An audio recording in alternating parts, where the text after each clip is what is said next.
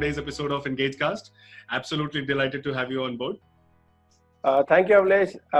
Super fun talking to you again. Looking forward to an exciting 1 hour or half an hour, depending on the questions you ask. We'll keep it short and sweet. Absolutely, very cool. Daman, why don't we just go ahead? Why don't you introduce yourself to our audience, and then we can get started with our questions. Sure. So I'm mainly been in the whole startup space for the last 10 years, helping various companies grow, Line, MobiKwik, Wecash. And by virtue of that, I've been heavily a part of this whole series of evolution of marketing automation and how we can grow the entire funnel. So I like to call myself more like a dhande wala marketer. A person who says, if I spend 1 rupee, what's the ROI on that from day one? Right. Sure. That's a great way. That's a great person to be, especially if you're a person on the P&L. That nothing absolutely like it. Daman, given your very extensive experience across, I think, very different kinds of businesses, and this is one question that entrepreneurs they struggle. What does it take to launch an app in this country which has a mass appeal? How should founders and early teams be thinking about that problem statement? That's a very interesting question, and this answer to this question has evolved over the times. Let me give an example. When we launched Line Messenger in India back in 2012, the challenge put forth to me was get me 1 million users in the first month. Absolutely. We got 3 million users in the first month using only one medium, and that was Google. Why? Because there was hardly anyone bidding for any inventory at that point in time. Correct. Today, if a founder comes and says, can we use Google to get 3 million users in the first 6 months, it's going to break the bank, right? Wow. Because the number of apps on the App Store have increased by the thousands. Discovery has become an issue. So while you're launching an app and while you're thinking about how do I get my first set of users, I think it's very important to first focus on the product market fit. Sure. Before you go out and try to do anything new or spend a lot of money. I think that whole process of discovery and figuring out what your user actually wants and how far is it from the hypothesis with which you started the company. These are two important things that you need to figure out. Sure. And there's no easy answer for this. It's a painstaking process. You start a business thinking that I'm going to solve this particular problem, but the market responds in a very different way. That's right. And then you go through a series of, pivots, and you go through a series of adjustments to finally figure out what the product market fit looks like. And that's when you start on the good journey. Understood. To which I think I have a follow-on question. I think this moniker of product market fit, it all boils down to, what is that right stage of the product and your market presence when you say you're now ready. Is there a ballpark definition, especially when it comes to FinTech? And FinTech apps, which probably has a mass appeal. Are there any sort of relevant benchmarks which you could share from your experience? Okay, so FinTech is a very overarching umbrella. Today, when we talk about FinTech, we talk mainly about the stuff in the popular media is mainly payments. That's right. And secondary use case is lending. Correct. But FinTech also goes right through SMEs, and the new banks are coming up. So let's talk about some of the metrics which I saw from the payments perspective, and we'll talk about lending too.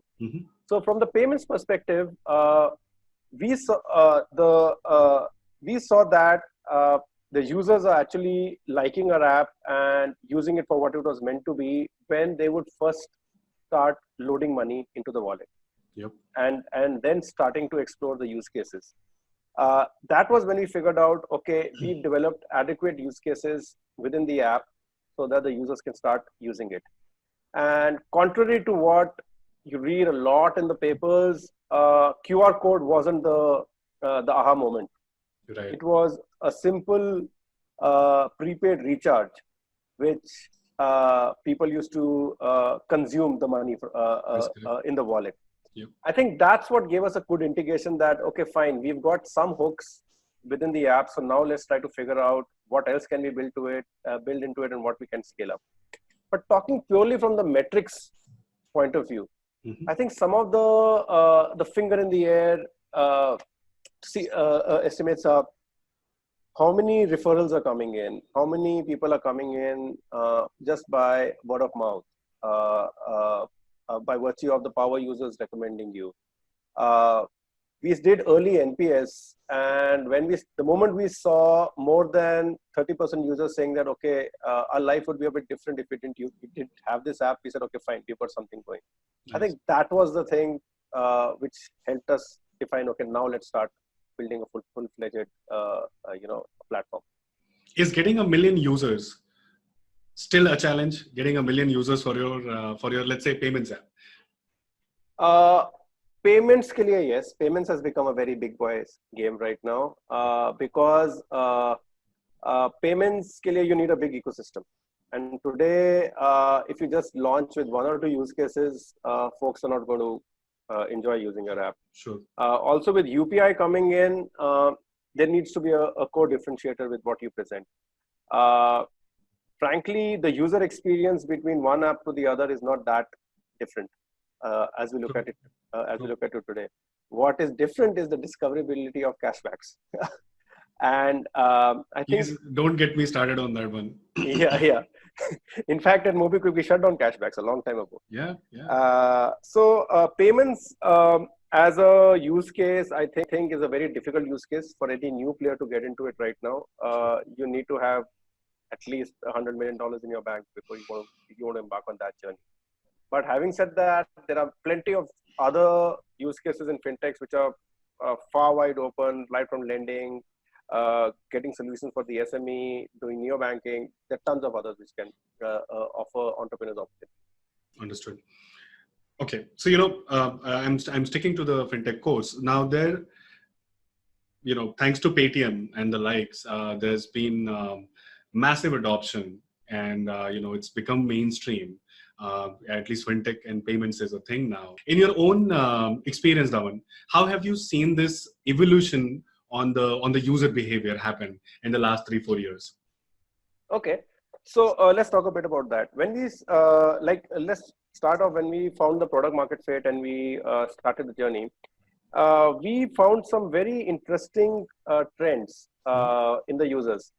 For example, we found out that initially for the first 1 month, a user typically tries to recharge their phone or their colleagues' phones first 2 to 3 times.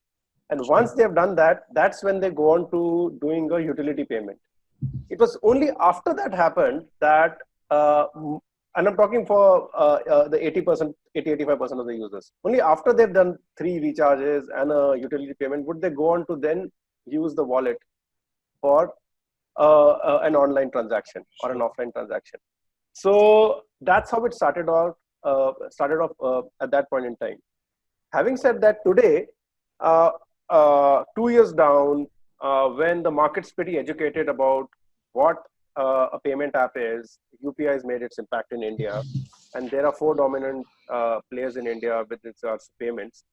Today, a new user coming onto the platform, while recharge is a primary use case, right, but travel booking on, for example, trains or even shopping is quite common. Right. We don't see a lot of user acquisition happening from the offline for scanning the QR code at this point in time. Right. But it's usually people who will again do a recharge and then go and then get onto a QR code. So mentally, for me, the model is recharge is like a user acquisition strategy for you, and that's why you see most of the cashbacks that the payment apps are going about with is the user prepaid recharges.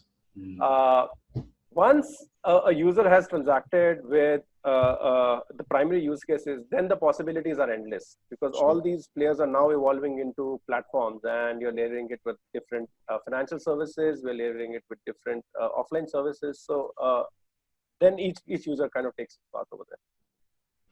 Very insightful, actually very insightful. So you're saying recharge is basically an entry or is a customer acquisition model for most fintech slash payment applications? Yeah, I mean, you don't make much money out of it, Sure, because sure. I mean the margins are wafer thin, and you layer Absolutely. that up with the cashbacks, and then also with the marketing cost. So it's more of a hook that gets the users onto the platform. I get it. So, basis what you've seen, is it safe to say that in our journey of fintech adoption in the country, we are at fintech 2.0, or that's still further down the line? Uh, so when it comes to wallets and transactions, Hmm. uh, I think given that we have UPI and the whole India stack in place, I think India is by far one of the most advanced in creating the fintech infra Right. on a country basis. Hmm. But in terms of user adoption, I think we still have a distance to go. It's Okay. not only by virtue of people coming onto the platform, but we are also a massively underbanked country. That's right. We are also a country, if we take the denominator of 1.3 billion, I Sure. mean, everything is in single digit percentages. That's So the correct. use cases are just going to evolve, and the adoption in the coming years is going to go way beyond what we see in the current day. I mean, there's going to be a lot of P2P payments coming in. I mean, once Yep. WhatsApp lights up, Yep. I think we'll see a whole new level of adoption coming in. Yep. The likes of Google, they've played an important role. Sure. You're going to realize one thing. Currently, on the payment side, let's talk Hmm. again.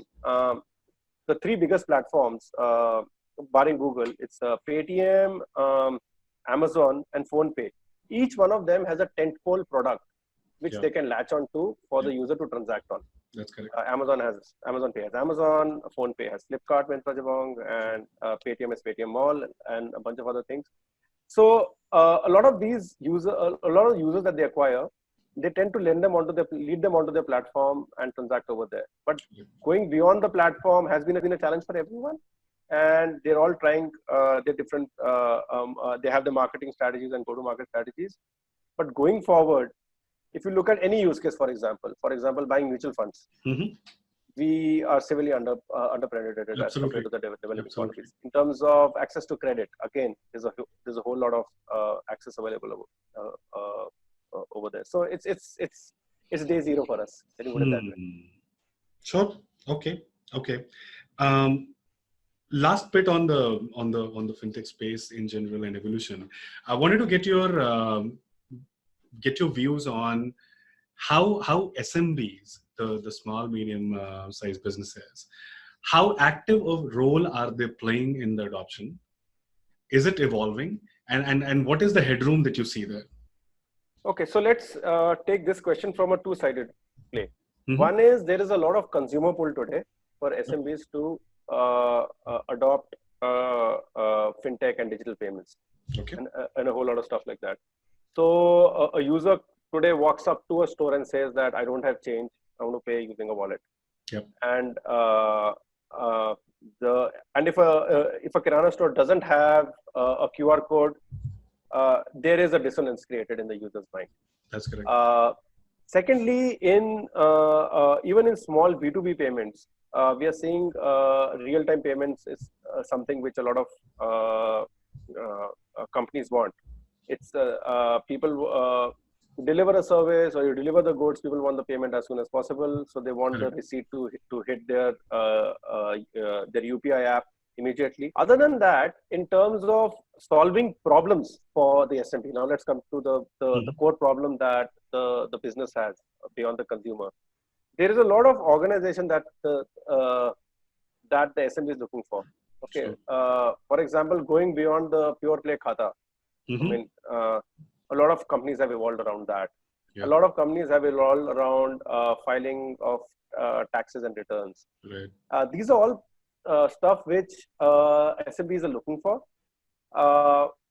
Not only that, a lot of SMBs also want all their order taking to be on a self-serve basis, which is very contrary to what we've heard about India, right? That's We right. want that the people should come and sell to us. But now folks, because a lot of efficiencies are built into the system, a lot of productivity is being built into the whole environment, time to market and speed to execution are causing SMBs to develop self-serve platforms for other businesses who want to consume their goods and services. For Right. example, ordering. I mean, you see what Udaan is doing, right? Sure. They've automated a whole lot of the value chain. Even if you look at a lot of the distributor community serving the fast-moving consumer goods or the consumer durables, a lot of them have gone on to automation, Right. both in terms of delivery of goods and also in receipt of payments. Yep. My sense is that since the market is so fragmented and so diverse, we are going to see a whole lot of SaaS-based solutions coming out for SMBs in the coming days. And in terms of how they're going to evolve is anyone's guess. I mean, I don't see a mothership platform coming in like Salesforce coming in India and just taking everything end to end. I see a lot of smaller platforms coming in with point solutions, and then in the next decade, moving on to something far bigger. Sure, that's a great way to put it. Very quick views from you on India being India, so many languages, so many regions. Are there any specific geographical patterns in terms of adoption and in terms of growth that you saw in all these years? Are there certain territories that have led this wave, continue to lead the momentum, or are there certain that are sort of shaping up, getting to the next level? Okay, so I've had the wonderful opportunity to launch multiple products in India from scratch. Some of them practically starting out of a small room. So there's one thing that stuck throughout. Technology dissemination in India always starts from the metros, goes to tier 1 and then to the tier 2 cities. Sure. Typically. Absolutely. Be it messaging apps, be it payments or FinTech adoption. Would you say that for TikTok too? I'm coming to that now. Of late, what we've seen is a lot of tier 2 solutions coming onto the market, which cater to Bharat. Let me put it that way. The reason that has happened is we've gone beyond the language barrier now. I mean, it's not necessary for a person to be able to read. I mean, video has played a very important role in this whole thing. Sure. So I think that has made sure that a lot of these solutions have come over there. Secondly, now, if you see, it's become a perfect storm in the last couple of years. With the India stack coming up and Aadhaar being used for authentication, now it's become easier for entrepreneurs to start launching from a tier 2, tier 3 city without incurring the cost what was required of them at an earlier point in time. Right. Something as simple as KYC would cost them a lot. Now there is a whole industry around regulatory tech who is enabling a lot of this authentication Correct. By virtue of exposing them through APIs. Sure. So now we are seeing a lot of tier 2 first solutions coming onto the market. Having said that, if you look at it from a human perspective, there is trust in these consumers because they've seen success stories happening in similar arenas in the tier 1 cities again. Right. While we said access to credit is something which could be enabled online, there was still a lot of resistance till the time people started hearing a lot of stories that people are able to get a loan over a phone. Correct. In Bombay and Delhi. Yeah. Earlier there was that whole distrust has gone from it. Right. And now if you see tier 2, tier 3 have become like the pillars of growth. I mean, you can just go after those geographies and create a whole, you can create a big brand, which can be a unicorn by itself. Fair point. So metros followed by tier 1, followed by tier 2 continues to be the strategy. Yeah, I think for now. Okay. All cool. All right. So now, I'll switch gears and basically come to that aspect of what we do in EngageCast for, which is always for practitioners. And the idea is to get some, very specific retention and engagement insights from you for our users.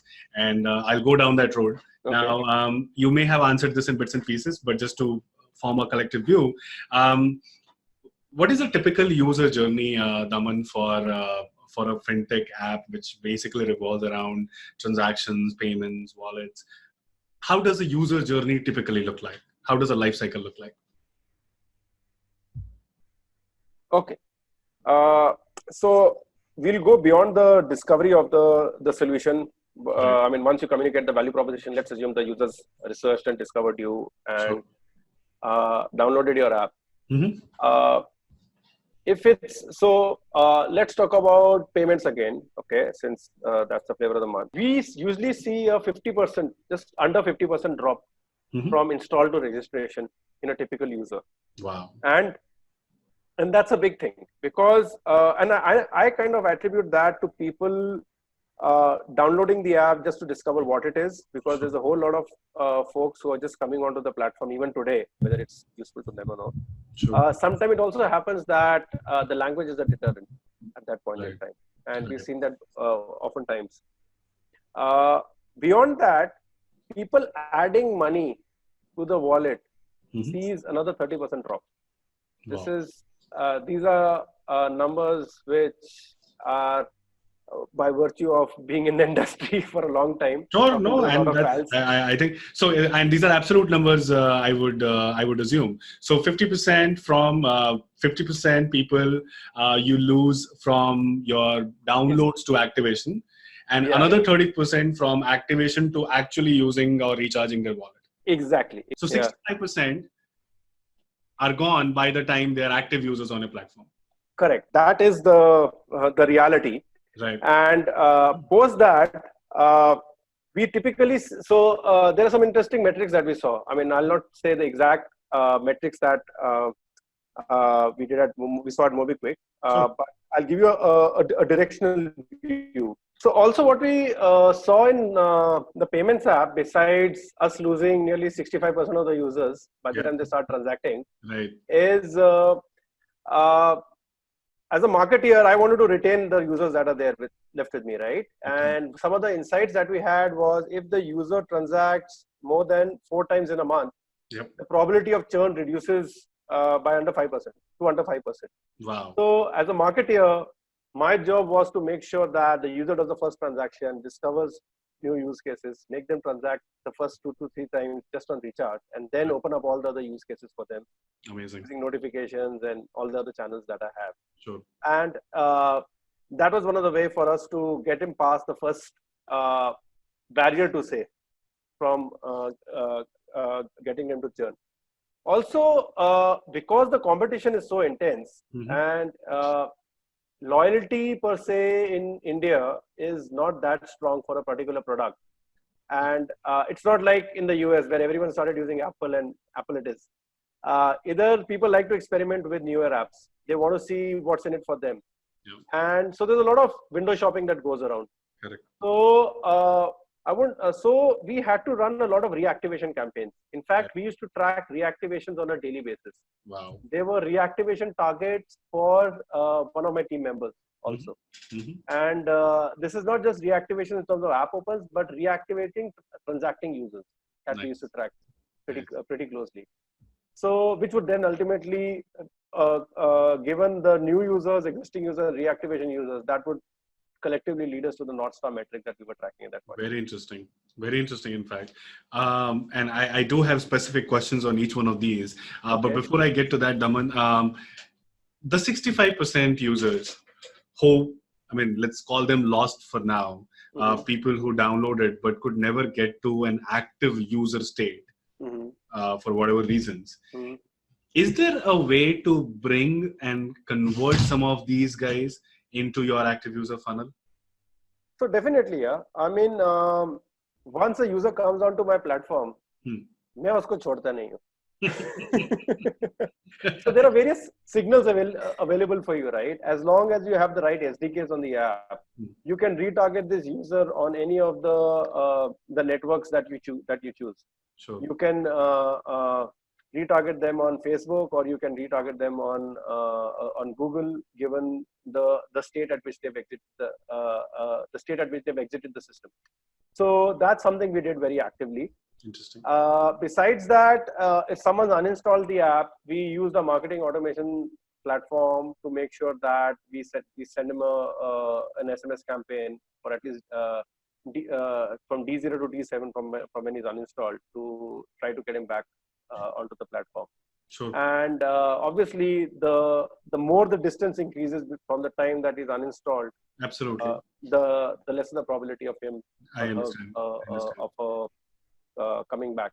Yeah, Any ballpark conversion rate, Daman, for all the campaigns and all these activities that you did to bring users back, uh, just from a ballpark number, so that the viewers could benchmark their own performance. What would a number be to go for in terms of being able to convert some of this dead base into active user base? Okay, so let's divide the dead base into two. Mm-hmm. Okay, one is people who come onto the platform and exited before even transacting. Understood. And second is people who've transacted on your platform, used it for at least 30 days, Sure. and then exited. Understood. So in the former, people who've just left you without even using you, I think if you can hit a 5% return on them, Okay. 5% of them returning and coming and activating on you, you're good. Sure. Because in all probability, they were either just window shopping for you and saw that they liked your logo, whatever, liked your TV campaign and downloaded you. Mm-hmm. Or second, they downloaded and the product market fit was not there, or they were looking for something else and they've exited. Sure. In terms of people who transacted on your platform and who've left you, Mm-hmm. okay, I would say over a period of the next 90 days, if you can inch anywhere close to 8 or 9%, you're Sure. good. Okay. Because there are multiple cases out here, right? And sometimes it also happens that the user has completely left your platform because of a dissonance issue. Yeah. There's been a customer service issue and people are just dropped off. Then to get him back or her back, there's a better way to do that also. Other than using SMS, email and notifications, I can also get calling done. But that becomes very expensive for me as a business to deploy that for the scale that I'm operating on. Right. In early stages, yeah, calling does form an important part of that, and I can inch close to even 15% when I get calling in. Interesting. But I mean, it's very difficult for a person to say no to a human than to just swipe a notification away. Right. So those are the numbers that we're talking about. But obviously, from business to business, it kind of varies. Understood. Insightful and very helpful. And I'm assuming that the conversion window that you're going after for almost this dead user base is no longer than a 30-day period, right? If you're not able to convert in that much time, are there still probability that you would? So we would spend some money till up to 60 days. Okay. For them. And on desperate days when we wanted to meet our targets, we would even go after 90 days. We don't tell our bosses that. But yeah, after 30 days, it becomes a futile effort to really go after that person. Sure. Yeah. Sure. Okay. One very specific question, Daman, around personalization. Yeah. And I know that the word gets abused a lot. But in context of payments and FinTech apps, how deep is the personalization as a stack in terms of user experience? Both in terms of how the native experience of using the app is, as well as how far down the line do you go when it comes to personalizing your campaigns? Oh, so personalization is not a feature per se. Mm-hmm. It is a part of the core product. Sure. That's the way I see it. Sure. Just because you have 1 million users on the product doesn't mean you just keep dropping them into 2 or 3 big segments. Mm-hmm. Okay. While segmenting the users is an important part, but personalization also helps on multiple facets. For example, we could anticipate when the person's next bill cycle is for an electricity payment. Correct. Not only would we prompt him with a notification, we would also hit the API of the service provider Mm-hmm. and fetch the bill amount and pre-populate it in the notification. Right. So that all the person has to do is 2 clicks and done. Sure. Now imagine if instead of doing this, I just send a notification saying that pay your BSES bill. He clicks and then he has to look at his bill, which is in another app, and then enter an amount. Yep. As opposed to me saying it's time to submit your electricity bill. Right. So and if you compare various payment apps, you'll see the difference, these subtle differences over there. Right. Besides that, there is a lot of native personalization that also plays a role. I think Paytm does some of that pretty well. It kind of pulls up all the common, all the last transacted categories right up front for you next time when you open the app. Right. So those things, so it reduces your search time. Sure. Go in, transact, get out. So that also plays a lot of a very important part in that. Right. People kind of think that personalization is required mainly only for an e-commerce app or for a content app. People have to give Netflix as an example. Sure. But there is an immense amount of personalization that goes on in the fintech arena too.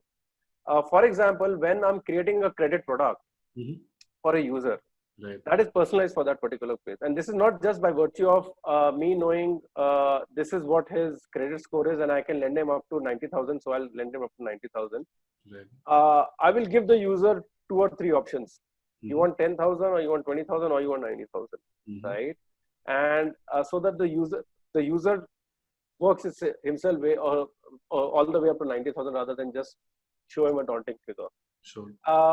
And this not only nudges the user, it also builds a little bit of amount of trust in the platform. Correct. Where fintech scores, as opposed to a bank, is when you walk into a bank, you are thrown the top 3 things that the person needs to sell. Sure. Right? They'll try to sell you a ULIP or they'll try to sell you an FD and so on and so forth. Yep. With a fintech platform, I kind of know some of the things that you want to do before you enter the app. Okay, I know these are the top 5 use cases that you've used my app for.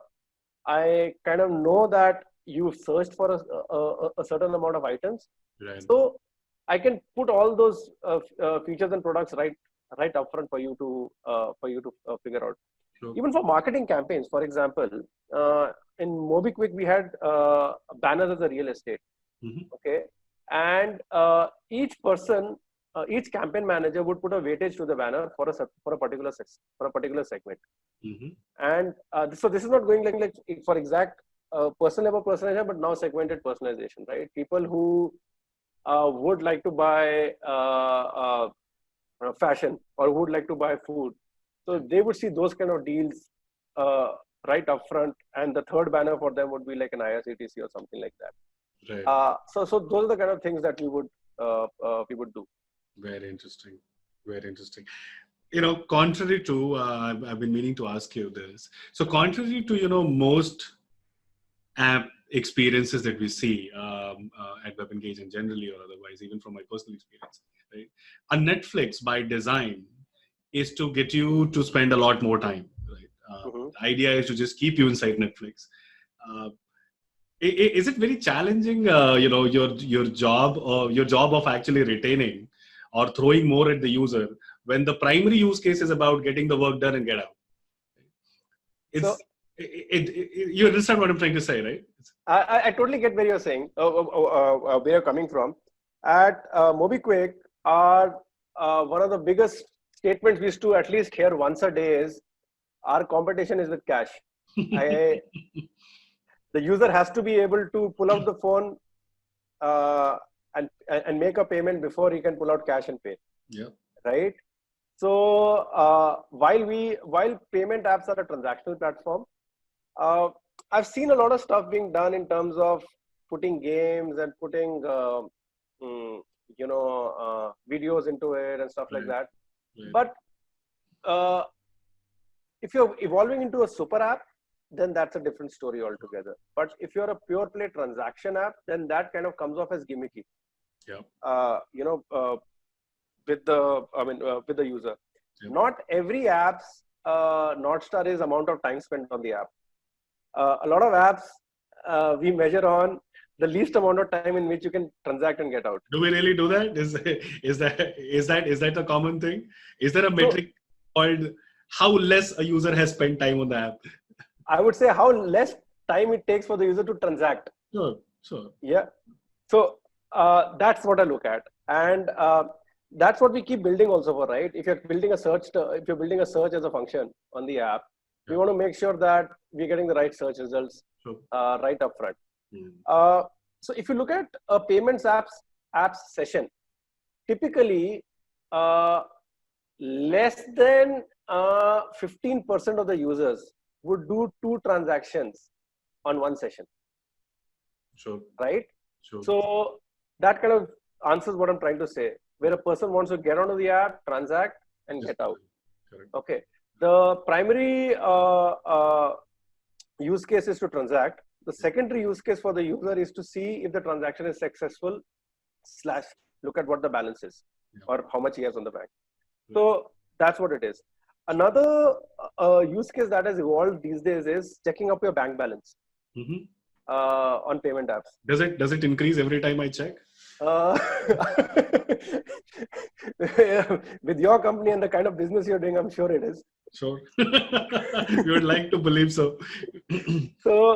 So yeah, we are figuring out some very nice edge cases what folks are using payment apps for, and I think those are also eye openers for us. In fact, we also pushed checking your bank balance right onto the first screen, and we saw an immense amount of clicks on that. Wow. By users. I mean, there's some sort of safety that people see in looking at their money, I believe. So I think that's what they're trying to do. But so these are the kind of engagement that I'd like to build. That's awesome. That's a great... Rather than putting a spin the wheel kind of a thing on a payment app. I love that spin the wheel. I never spin it. All right. So, I just wanted to get your take, some of the answers and some of the insights you were sharing with respect to personalization, engagement, and user journeys. The same set of things that we discussed in the last few minutes. How do these, the same nuances, they compare vis-a-vis, let's say, a lending app as compared to a typical transactional app? When you switch over to lending, how do some of these change, Daman? Okay, so lending is a completely different paradigm. In transactions, we are trying to, usually put it this way, we give cashback so that people transact, right? In lending, we're already giving the money. Right. Okay, in lending, you're in the business of collecting the money. That's right. So that's the core. Giving first and then collecting. Sure. Exactly. So that's the core business. So whenever we are in a lending scenario, the first question we ask is, will this guy pay back? Yeah. Okay, and how much do we lend him to pay back, and how much for what time period do we lend him? Right. So that this person pays. So lending is a very need-based thing. Okay. Now, in lending, getting the guy engaged is very crucial because, like as you said, right? As a payments app, okay, fine, I'll have 15 different use cases. But in lending, I get my money, and I get on with life. Right. So let me give you a paradigm. So the larger the loan, the less interaction I have with my payment with the lending partner. If I take a home loan, like 30-40 lakhs, I'll probably talk next to my bank after a year, probably when the interest rates are dropped. If they're not, I'll probably talk to them after 2 years. Sure. If I've bought a car, I'll probably try to do a prepayment every 3 months or every 5 months. If I keep shortening the loan amount, I want to keep interacting more and more with the app. Right. Okay, let's get it to the extreme other end. Let's say I'm doing a payday loan. Okay, where I'm giving you a 15 days advance on what I believe your salary is.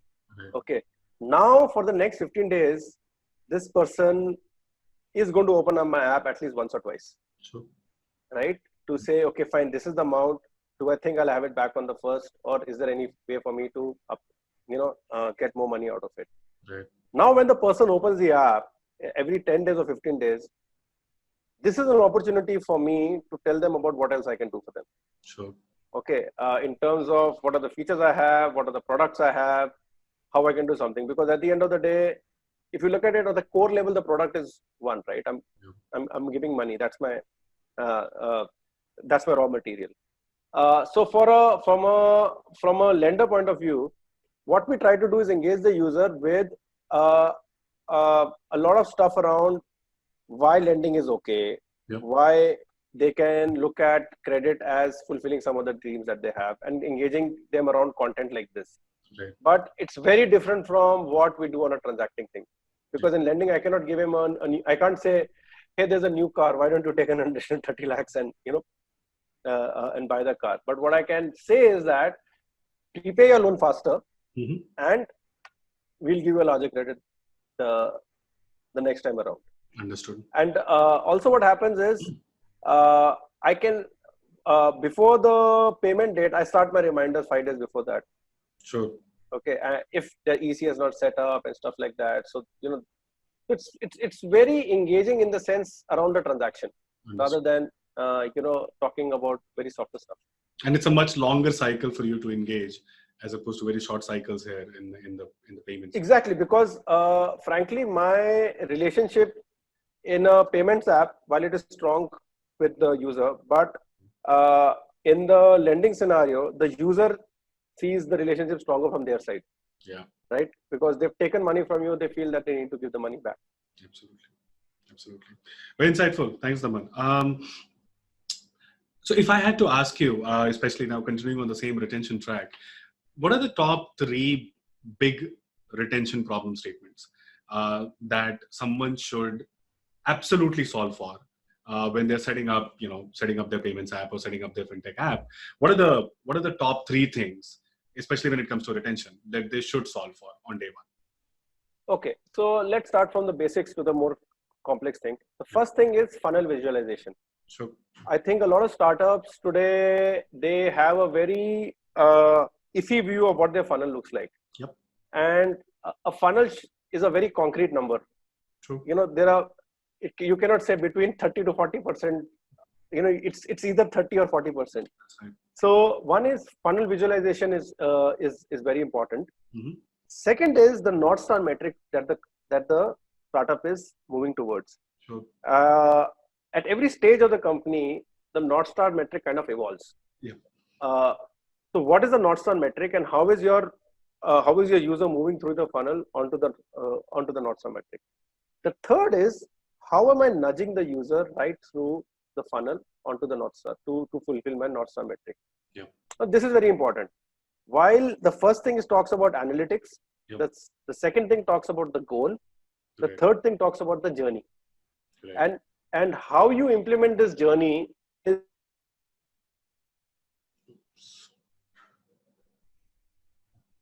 a notification and an in-app.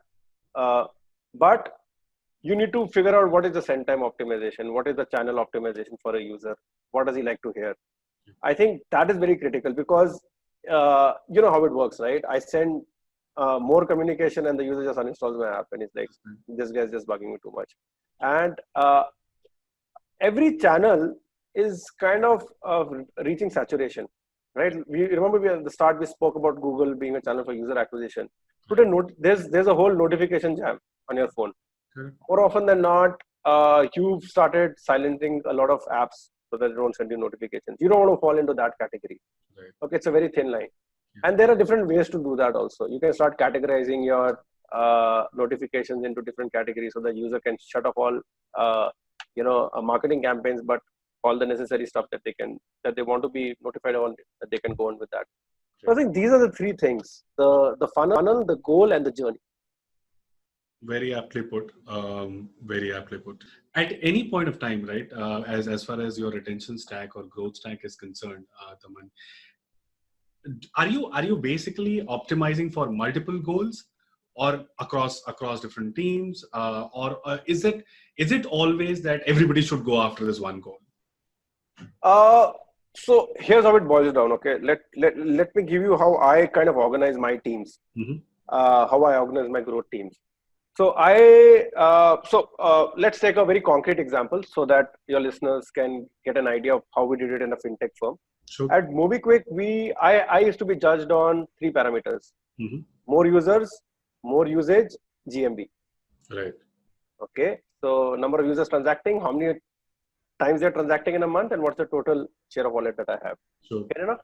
Now this used to be split up into the different members of the growth team. Okay. So right from acquisition, activation, retention, referral, revenue, every guy had a different KPI for them.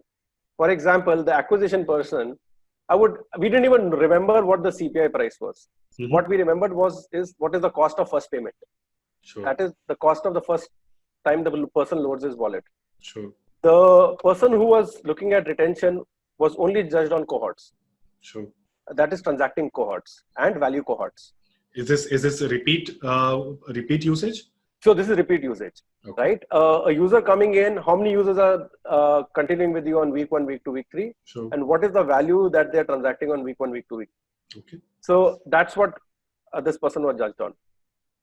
Then the persons who were people who were responsible for GMV, these guys were the negotiators. These guys would work with every merchant partner that we had on the platform to see how we can co-promote. For example, someone working with Zomato would say, you know what, I'll do something around cashbacks. You're doing a newspaper ad. Why don't you put MobiKwik as a preferred partner? We would talk to Mintra saying that, okay, we're doing something here. Why don't you put us something on the product page? Why don't you showcase us?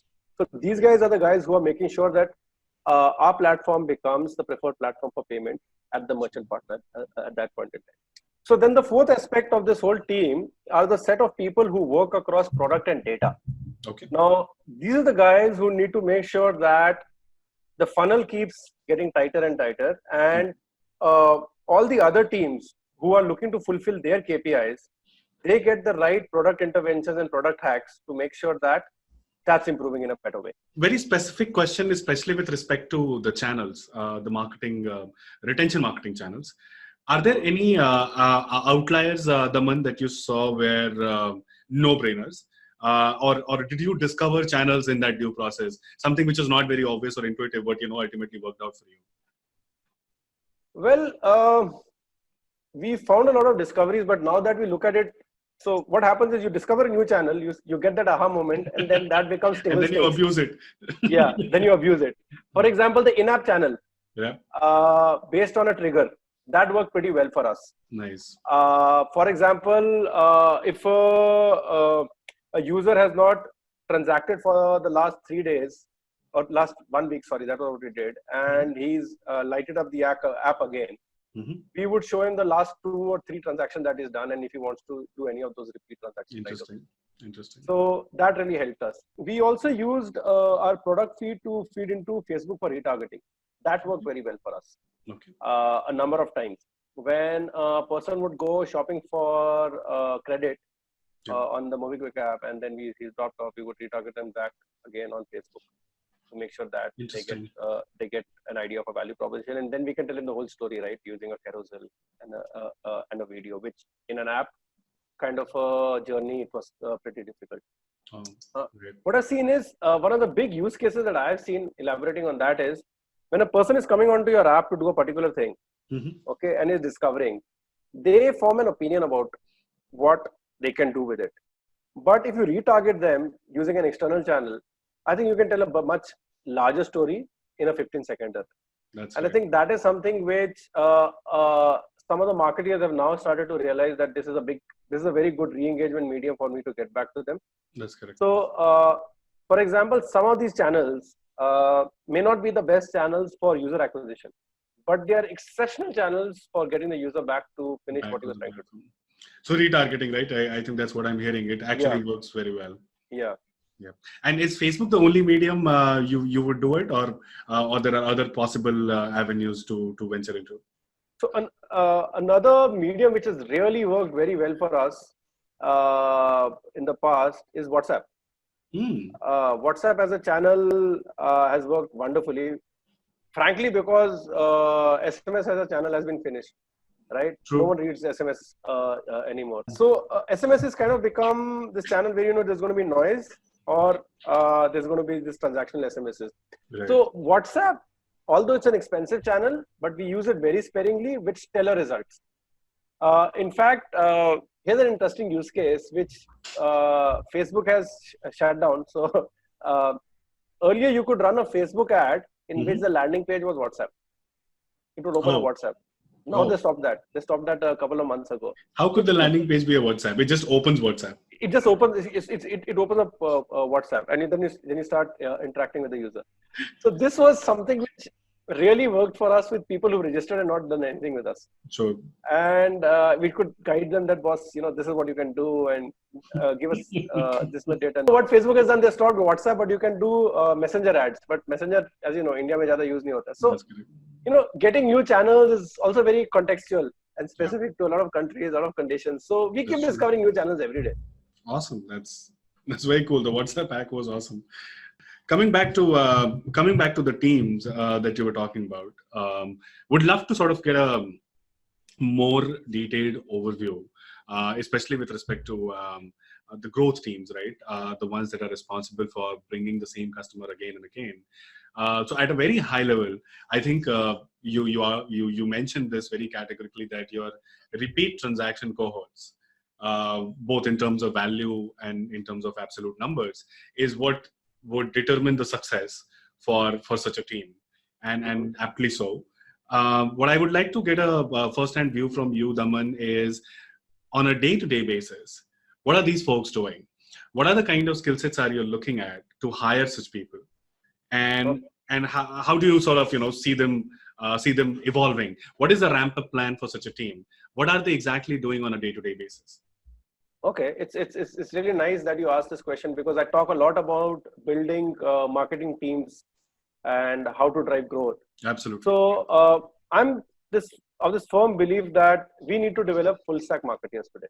True. Okay, that is people who have studs in one or two channels or one or two areas, and have a decent understanding of what all the other channels do. Right.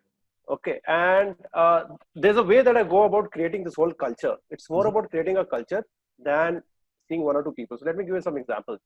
I've always built a spirit of experimentation. If you're driving growth, you need to be running at least 10 experiments a day. And with experiments comes failure. True. Okay. So to be able to enable people to run experiments, you have to remove the fear of failure.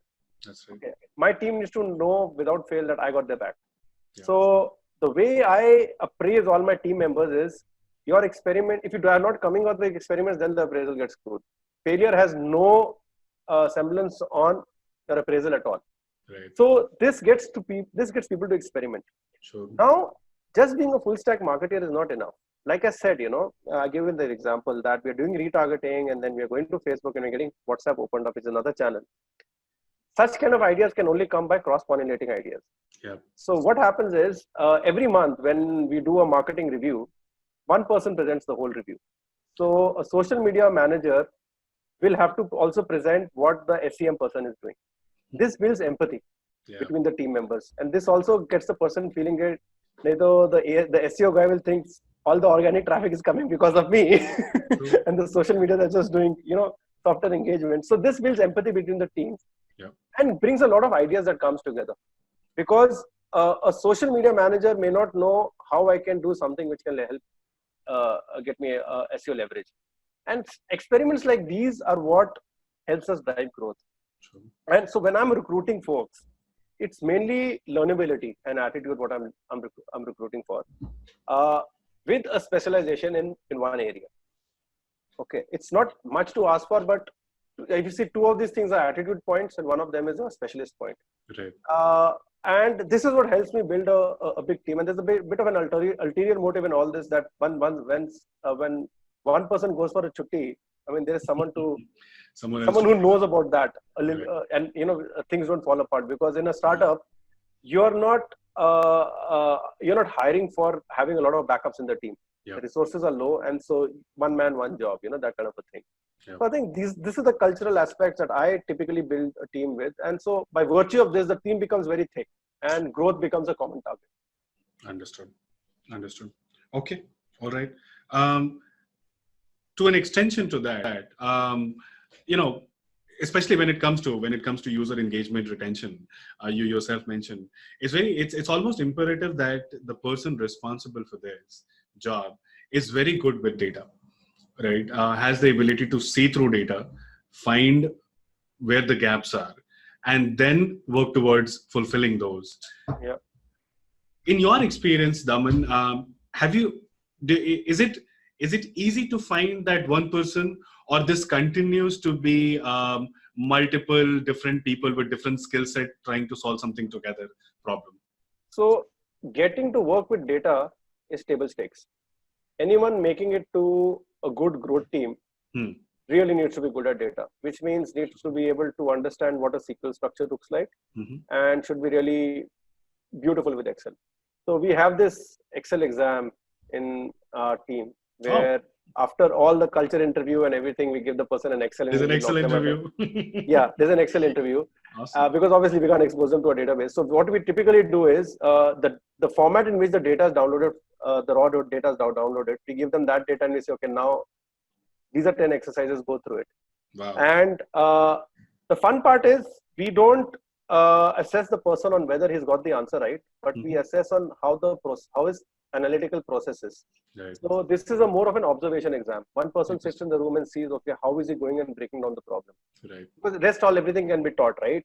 I don't need the person to know how to do a VLOOKUP and then do a pivot on top of that. True. So coming to data, the data analytics is something which are table stakes. Yep. No growth team is complete without a data analytics team or a data science team backing them up. Right. And I think a lot of folks like you have baked a lot of that into the platform already, so it helps us to a certain extent. Yep. But a lot of the data science team, heavy lifting is also done by the analytics team within the office. Okay. And the marketing teams that I've built in the past have had a very good working relationship with the data team. Right. Because the cost of making a mistake is very high.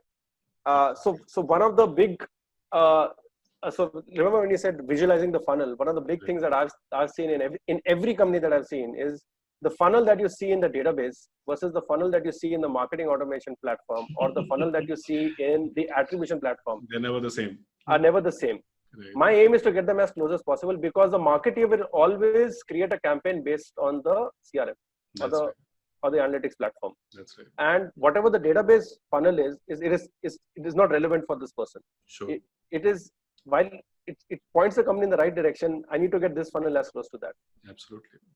And to which I have a follow on, and this is something I see a lot of people struggle. A lot of, in fact, WebEngage customers also trying to figure this early in the life cycle. Seems like a very Herculean task. Knowing that, for a retention stack to be in place, Daman, there are many things that have to come together, right? Data is where it starts. There are many parties to it. There is, of course, marketing teams. There are product teams responsible and charged with the task. And then there is tech team, which has to be involved to make all of this work. It's been a nightmare seeing a lot of my own customers cruise through this, because it just seems like a maze you cannot navigate.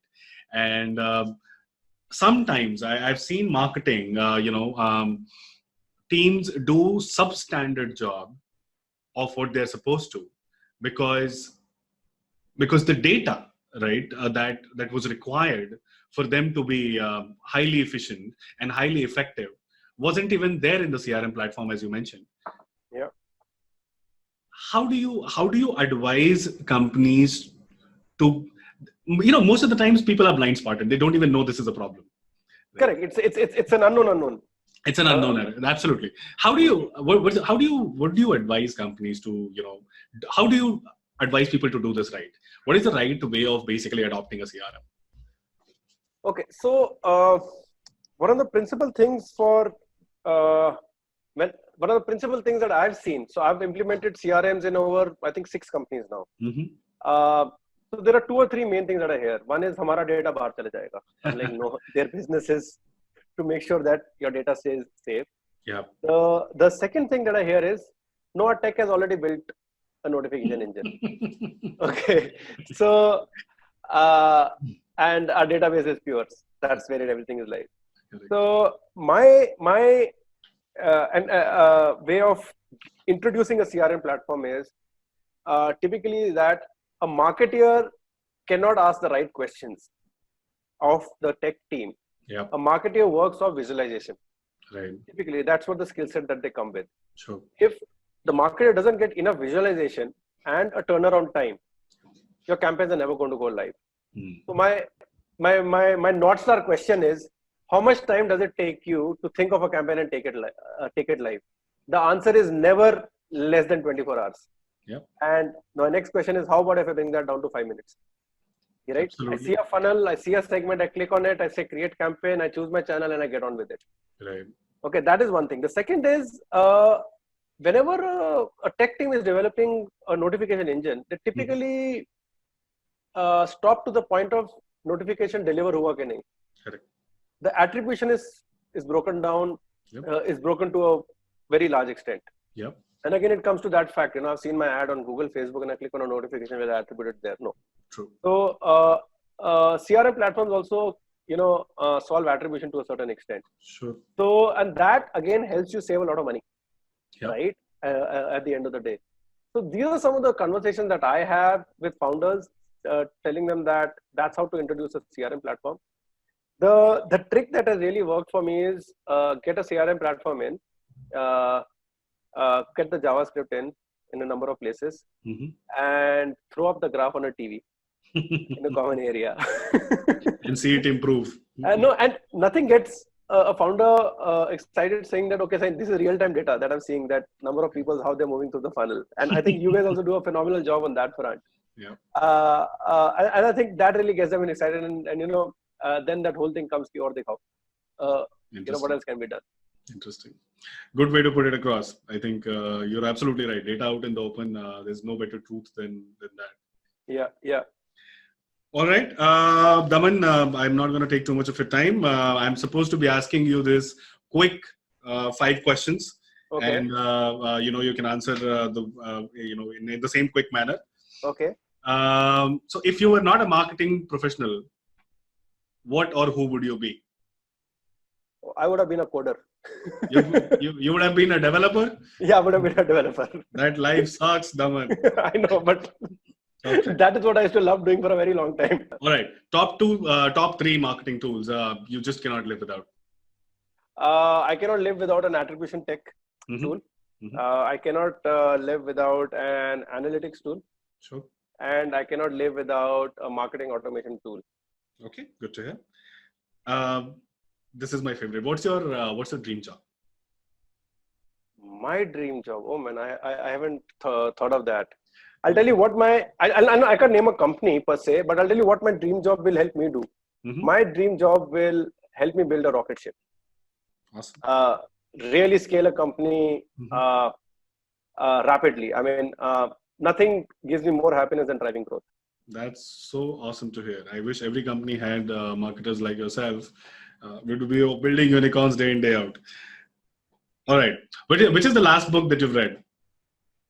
Oh man, actually I read a very interesting book. It's called Blitzscaling. Oh, beautiful! One of my favorites. It's an awesome book, and I've actually gifted that to a number of folks. And before that, I read a book called Cheap, Fast, and Viral. All right, last question. What's your favorite quote? Well, I know these ones are very embarrassing because you're generally not prepared. You don't have ready answers, but that's the trick. Oh man, I can't think of one for the life of me right now. All right, no worries. We'll do this later. Last question, Daman, as we close this out. What's your advice for fellow marketers? Okay, there's one advice I can definitely share with everyone is that today's marketer, the lines are blurring between tech and marketing. Yep. For a marketer today. I mean, while storytelling and building a brand is pretty important, but a marketer needs to get tech aligned today. There's a lot of stuff that tech can help you do. Yep. And while you tell your story, tech really enables it and delivers it in a far more efficient fashion.